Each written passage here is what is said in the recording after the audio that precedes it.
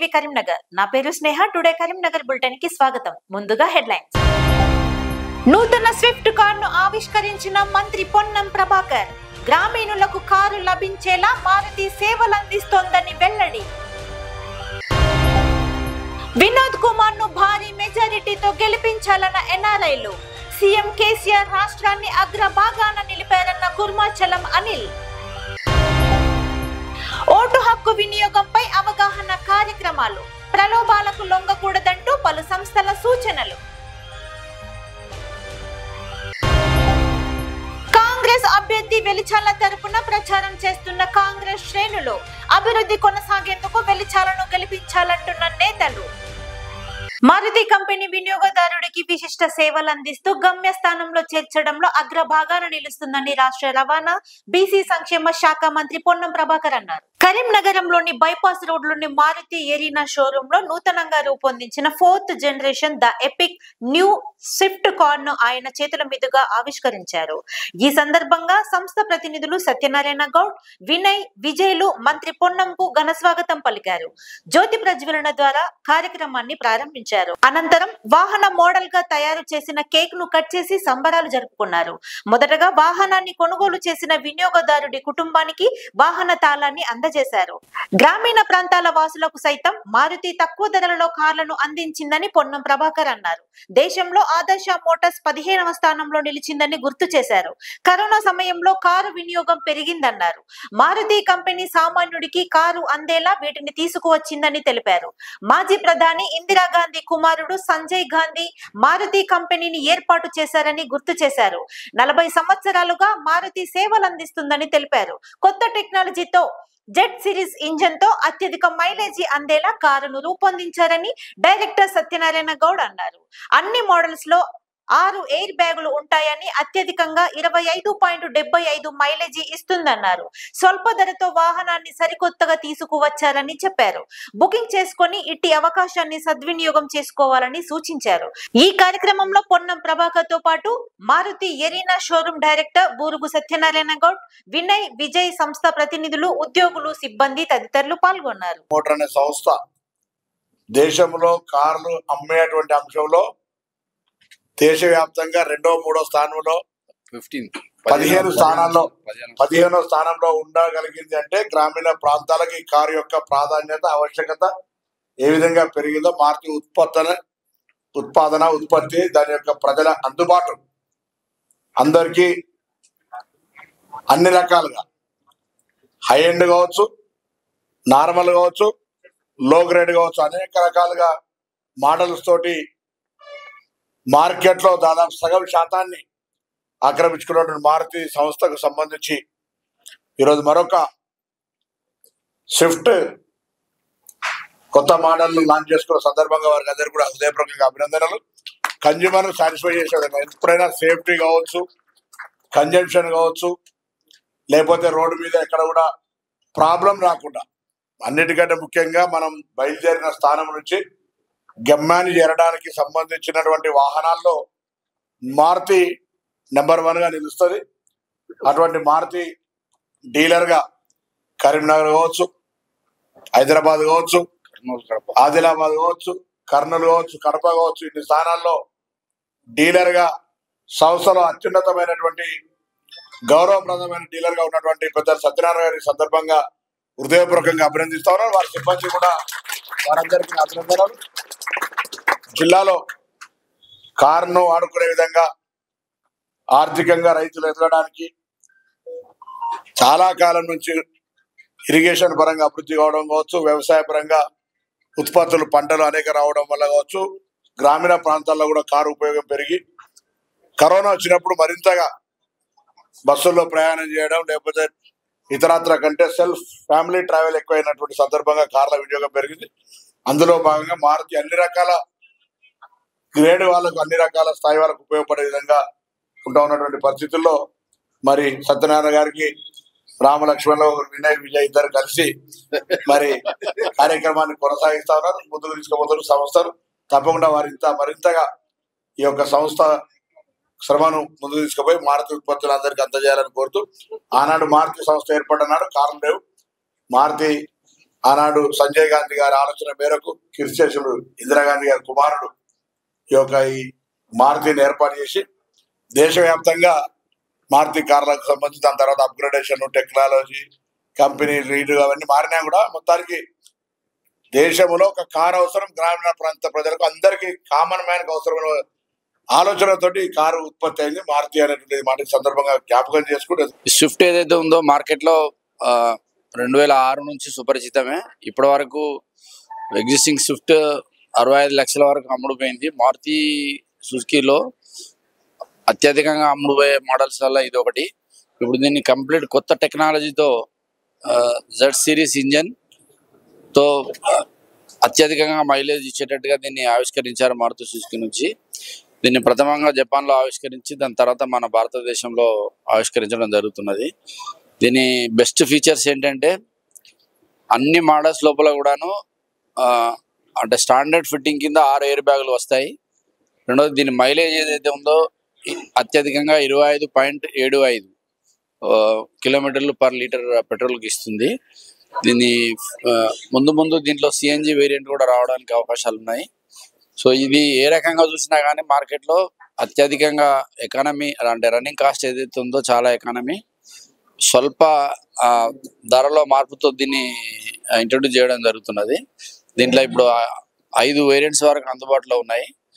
Supply కూడా ఏంటంటే మాకు అత్యధికంగా అమ్ముడుపోయే మోడల్ కాబట్టి సప్లైలో కూడాను ఎలాంటి ఆటంకాలు లేవు, చక్కగా చాలా సప్లైస్ వస్తాయి. సో బుకింగ్ చేసుకుని అవకాశాన్ని అందరూ వాడుకోవాలని కోరుకుంటున్నాను. తెలంగాణ రాష్ట్రంలోనే కరీంనగర్ ను గొప్పగా అభివృద్ధి చేసిన వినోద్ కుమార్ ను గెలిపించుకోవాల్సిన బాధ్యత అందరిపై ఉందని బీఆర్ఎస్ ఎన్ఆర్ఐ నేత కుర్మాచలం అనిల్ కుమార్ అన్నారు. నగరంలోని మంకమ్మ తోట మీకోసం కార్యాలయంలో ఆయన మీడియాతో మాట్లాడారు. ఎన్ఆర్ఐలు తెలంగాణ ఉద్యమంలో కేసీఆర్ వెంట నడిచారని గుర్తు చేశారు. రాష్ట్ర సాధనకు కృషి చేసిన కేసీఆర్ తోనే రాష్ట్ర ఫలాలు అందించడం సాధ్యమనే ఉద్దేశంతో 2 సార్లు అధికారం కట్టబెట్టారని గుర్తు చేశారు. కేసీఆర్ ముఖ్యమంత్రిగా లేకపోయారంటూ ప్రజలు బాధపడుతున్నారని తెలిపారు. వినోద్ కుమార్ ఎన్నో అభివృద్ధి పనులు చేశారని, smart city, railway line, medical కాలేజీలు తీసుకువచ్చారని గుర్తు చేశారు. ఎమ్మెల్యే గంగుల కమలాకర్ సహకారంతో కరీంనగరాన్ని రాష్ట్రంలోనే గొప్ప నగరంగా తీర్చిదిద్దారని తెలిపారు. కేసీఆర్ కు 1000 ఏనుగుల బలం ఇచ్చింది కరీంనగరేనని చెప్పారు. బీఆర్ఎస్ పార్టీ అభ్యర్థి వినోద్ కుమార్ ను భారీ మెజారిటీతో గెలిపించాలని కోరారు. ప్రశ్నించే గొంతుకగా వినోద్ కుమార్ ఎంచుకోవాల్సిన బాధ్యత అందరిపై ఉందని చెప్పారు. ఈ సమావేశంలో కూర్మాచలం అనిల్ కుమార్, నగర బీఆర్ఎస్ ప్రధాన కార్యదర్శి ప్రశాంత్ రెడ్డి, బీఆర్ఎస్ ఎన్ఆర్ఐ నాయకులు రాజ్ కుమార్, ప్రశాంత్, వినయ్ తదితరులు పాల్గొన్నారు. ప్రచారం నిర్వహించి ఎంతో ఇక్కడ గెలుపు కృషి చేస్తున్న ఎన్ఆర్ఐ మిత్రులకు పార్టీ ప్రచారంలో పార్టీకి ఓటేయాలని చెప్పేసి పార్టీ నాయకులు అడగడం సహజం, మీ అందరికీ తెలుసు. మరి ఎన్ఆర్ఐలుగా మరి మేమంతా కూడా ఇక్కడికి రావడం, ప్రత్యేకించి ఇక్కడ ప్రచారం నిర్వహించి బీఆర్ఎస్ పార్టీ అభ్యర్థుల్ని ఎందుకు గెలిపించుకోవాలనే విషయాన్ని కూడా ప్రజలకు వివరించాల్సిన అవసరం ఉంది.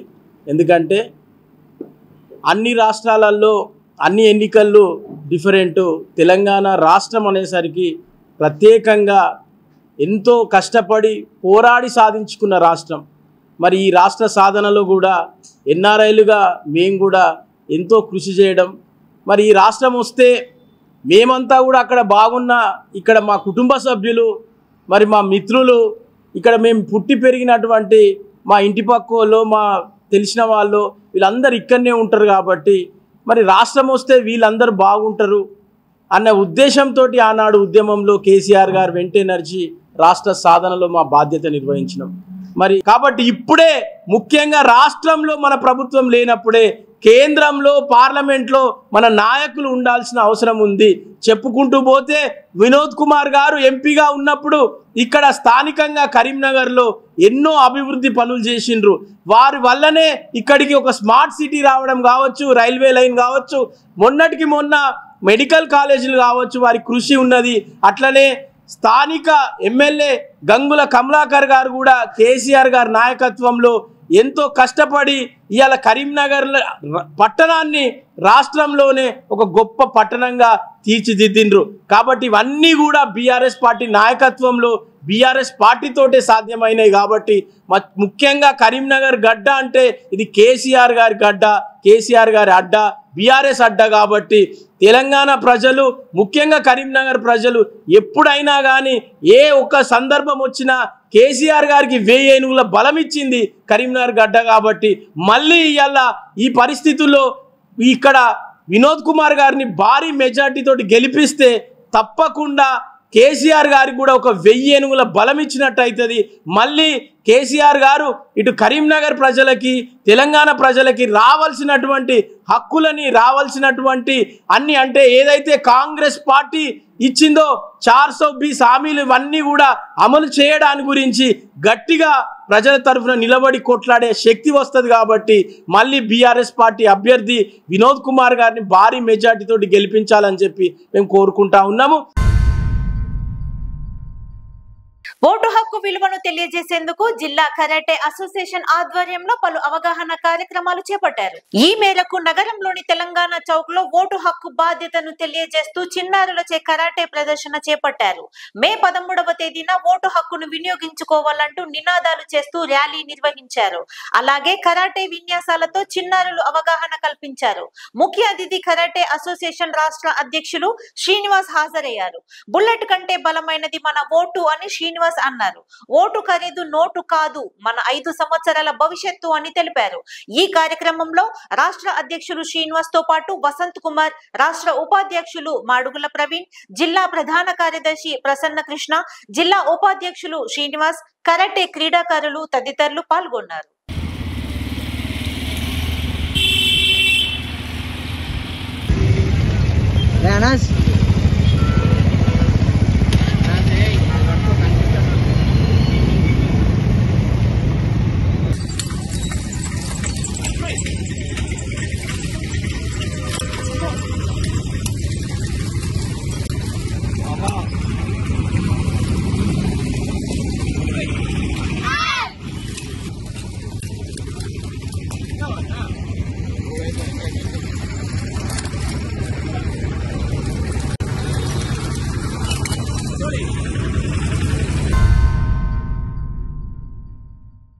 యువత ఉజ్వల భవిష్యత్తుకై సమర్థవంతమైన నేతను ఎన్నుకోవాలని తెలంగాణ జనసత్తా అధ్యక్షులు ముద్దుగంటి సుధాకర్ రెడ్డి అన్నారు. నగరంలోని చైతన్యపురి కాలనీలో ఆయన నివాసంలో ఓటర్ అవగాహన కార్యక్రమాన్ని చేపట్టారు. భావితరానికి బంగారు బాటలు వేసే నేతలను ఎన్నుకోవాలని సూచించారు. ఎలాంటి ప్రలోభాలకు లొంగకుండా స్వచ్ఛందంగా ఓటు హక్కును వినియోగించుకోవాలని సూచించారు. ఈ కార్యక్రమంలో ముద్దుగంటి సుధాకర్ రెడ్డితో పాటు రిటైర్డ్ ఎంప్లాయీస్ యూనియన్ కోశాధికారి గుణుకుల సత్యనారాయణ రెడ్డి, దామోదర్ రెడ్డి, సత్యనారాయణ తదితరులు పాల్గొన్నారు. Gunukula Satyanarayana Reddy, treasurer, retired employees union. ఈనాటి ఓటర్ అవగాహన కార్యక్రమానికి అధ్యక్షత వహించినటువంటి డాక్టర్ ముద్దుగంటి సుధాకర్ రెడ్డి గారు మరియు ఈ కార్యక్రమానికి హాజరైనటువంటి తెలంగాణ గ్రామీణ బ్యాంక్ మేనేజర్ దామోదర్ రెడ్డి గారు మరియు సత్యనారాయణ గారు మరియు ఈనాటి కార్యక్రమంలో ముఖ్యంగా ప్రజలకు ఇచ్చేటువంటి సందేశం ఏంటంటే ఎలాంటి ప్రలోభాలకు లొంగకుండా ముఖ్యానికి మద్యానికి నోటుకు ఓటును అమ్ముకోకుండా సరైన అభ్యర్థిని నిర్ణయించుకొని ఎలాంటి ప్రలోభాలకు లొంగకుండా ఓటు వేయాలని ఈ కార్యక్రమము ఒక సందేశాన్ని అందజేస్తున్నది. డాక్టర్ ముద్దుగంటి సుధాకర్ రెడ్డి తెలంగాణ జనసత్తా రాష్ట్ర అధ్యక్షునిగా ఓటర్లకు పిలుపు ఏంటంటే సమర్థుడైన ఓటర్కు సమర్థవంతుడైన అభ్యర్థికి ఓటేస్తే మన దేశ ప్రగతి బాగుంటుంది, దేశ ప్రగతికి సుగమవుతుంది. వచ్చే తరానికి భావి తరానికి బంగారు బాట వేసే ఉత్తమ వ్యక్తిని మనం ఎన్నుకోవాల్సిన అవసరం ఉంది. దేశం ఏంటంటే దాచుకోవడం నాయకులకు పరిపాటు అయింది. అలాంటి వ్యక్తులకు ఓటు వేయకండి, ఎలాంటి ప్రలోభాలకు లొంగకండి. ఎలాంటి ప్రలోభాలకు లొంగకుండా ఓటును స్వచ్ఛంగా వినియోగించుకోండి. దేశ భవితకు బంగారు బాట వేసే ప్రయోజకులను తయారు చేద్దాం, దేశ భవిష్యత్తును కాపాడదాం. దేశ సమగ్రతకు సమగ్రాభివృద్ధికి అనేక పరిపరి విధాల బహుళ విధాల ప్రయోజనాల కొరకు మనం పాటుపడదామని పాటు పడాలని తెలియజేస్తూ ఓటర్లు సుగమం చేయండి, ఎన్నికలకు పిలుపునివ్వండి. ప్రతి వ్యక్తి ఓటు వేయాల్సిన విధిగా ఓటు వేయాల్సిన అవసరం ఉంది. ఎండనక వాననక ఓటు వేయండి, మన దేశ ప్రయోజనాలను కాపాడాలని పిలుపునిస్తున్నాను. పార్లమెంట్ లో గలమెత్తే గొంతుక వినోద్ కుమార్ దయాని జిల్లా బీఆర్టీయూ అధ్యక్షులు బొమ్మిడి శ్రీనివాస్ రెడ్డి అన్నారు. నగరంలోని ప్రెస్ భవన్ లో బీఆర్టీయూ కార్మిక సంఘాల ఆధ్వర్యంలో మీడియాతో మాట్లాడారు. పార్లమెంట్ ఎన్నికల్లో బీఆర్టీయూ సంపూర్ణ మద్దతు బీఆర్ఎస్ పార్టీకేనని స్పష్టం చేశారు. ప్రశ్నించే గొంతుక వినోద్ కుమార్ అని, అలాంటి గొంతును పార్లమెంటుకు పంపించాల్సిన అవసరం ఉందని తెలిపారు. కార్మిక చట్టాలను కాపాడేందుకు తన వంతు కృషి చేస్తాడని ఆశాభావం వ్యక్తం చేశారు. ఆటో డ్రైవర్ల జీవితాలను రోడ్డుకి వారి ప్రాణాలతో చెలగాటమాడుతున్న కాంగ్రెస్ పార్టీని తగిన గుణపాఠం చెప్పాలని కోరారు.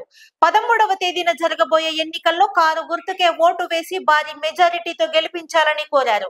ఈ సమావేశంలో శ్రీనివాస్ రెడ్డితో పాటు మద్దెల రాజేందర్, మధ్యాహ్న భోజన జిల్లా అధ్యక్షురాలు బుర్హ మంజుల, దాసరి బాబాయమ్మ, కార్మిక సంఘ నేతలు, కార్మికులు తదితరులు పాల్గొన్నారు.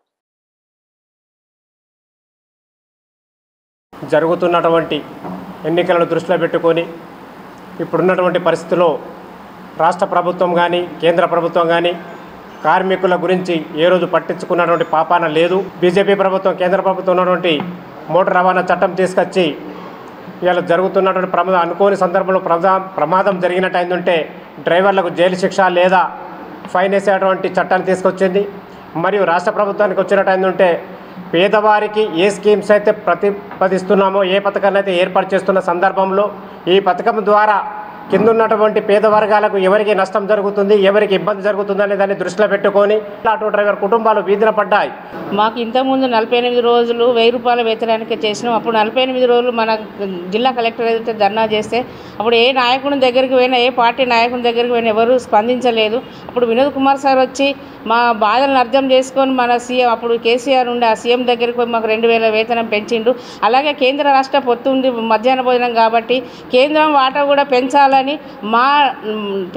అటువంటి నాయకుని ఎన్నుకోవాలని మేము అందరం తీర్మానించుకున్నాము. మన రాష్ట్రంలో 54,000 మంది ఉన్నారు కాబట్టి అన్ని కుటుంబాలు బాగుపడతాయి. మా గొంతు మీ గొంతుగా చేసుకొని పార్లమెంటులో మాకు న్యాయం చేయాలని, మాకు జీతాలు బిల్లులు పెంచాలని వెంటనే ప్రతి నెల 1వ తారీఖులో 5వ తారీఖు లోపల బిల్లులు ఇవ్వాలి. కార్మిక సంఘాలన్నీ కలిపి ఈరోజు ఈ సమావేశాన్ని ఏర్పాటు చేయడం జరిగింది. మరి ఇందులో బీఆర్టీయూ జిల్లా కరీంనగర్ జిల్లా భవన కార్మిక రంగం అధ్యక్షులు ఆకుల మల్లేశం గారు, మరి మధ్యాహ్న భోజనం సంఘం అధ్యక్షురాలు మంజుల, రాష్ట్ర అధ్యక్షురాలు బాబాయమ్మ గారు, మరి ఆటో యూనియన్ అధ్యక్షులు మద్దెల రాజేందర్ గారు, బండారు సంపత్ గారు, మరి మానకొండూరు నియోజకవర్గం ఇన్ఛార్జి కొండపల్కల సంపత్ గారు, మరి కార్యదర్శులు నరసింహనాయక్ గారు, మరి ఇక్కడికి ఇచ్చేసినటువంటి నాయకులందరూ పేరు పేరున వారందరికీ కృతజ్ఞతలు తెలుపుకుంటూ, మరి ఈరోజు రేపు 13వ తారీఖు నాడు ఎలక్షన్లు జరగబోతూ ఉన్నాయి. మరి ఆ ఎలక్షన్లలో ఈ బీఆర్టీయూ సంఘం పూర్తి మద్దతు బీఆర్ఎస్ పార్టీ కారు గుర్తుకు ఓటేసే విధంగా మరి ఈరోజు కరీంనగర్ జిల్లాలో ఉన్నటువంటి కార్మికులందరూ ఏకతాటిపై వచ్చి ఉన్నారు. ఎందుకంటే భారతదేశంలో ఇలా అనేక కార్మిక చట్టాలను సర్వనాశనం చేసి కార్మికులను కార్పొరేట్ వ్యవస్థలకు అమ్మేసే విధంగా బీజేపీ ప్రభుత్వం వ్యవహరిస్తూ ఉంది. అందుకు నిరసనగా మరి వారికి వ్యతిరేకంగా ఓటేయాలని చెప్పేసి తీర్మానం చేయడం జరిగింది.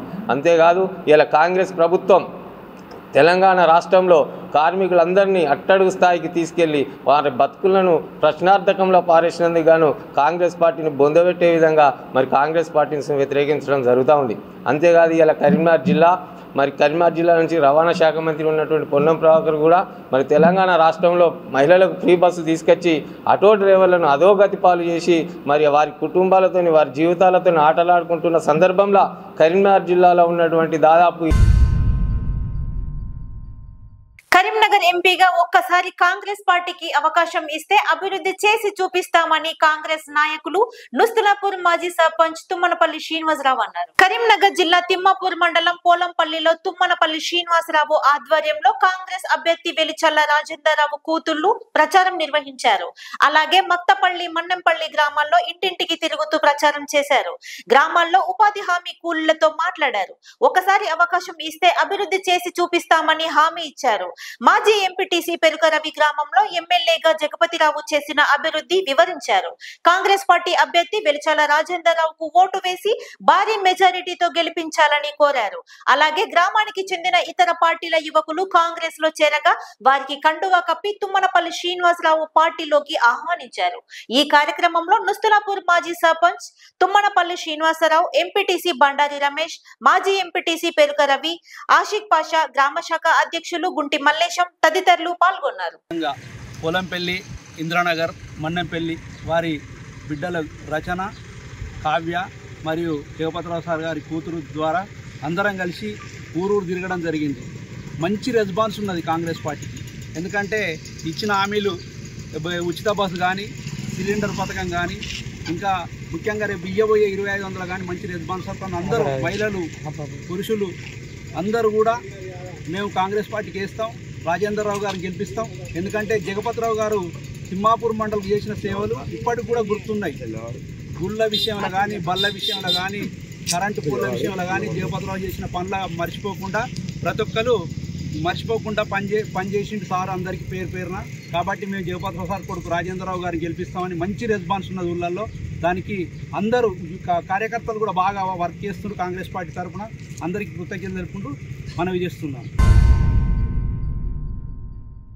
బండి సంజయ్ గెలుపే లక్ష్యంగా బీజేపీ శ్రేణులు విశేష కృషి చేస్తున్నాయి. ఈ మేరకు నగరంలోని 7వ డివిజన్ హౌసింగ్ బోర్డు కాలనీలో తోట సాగర్ ఆధ్వర్యంలో విస్తృత ప్రచారం చేపడుతున్నారు. బూతువారీగా గడప గడపకు తిరుగుతూ ప్రచారం చేస్తున్నారు. మోడీ, బండి సంజయ్ మద్దతు పలికి భారీ మెజారిటీతో గెలిపించాలని కాలనీ వాసులను కోరుతున్నారు. ఈ కార్యక్రమంలో తోట సాగర్ తో పాటు బూత్ అధ్యక్షులు పుష్కమల్ల సంజీవరావు, రంగనాయకులు శ్రీనివాస్, రవి, కిరణ్, సతీష్, మహిళా నాయకులు, కార్యకర్తలు తదితరులు పాల్గొన్నారు.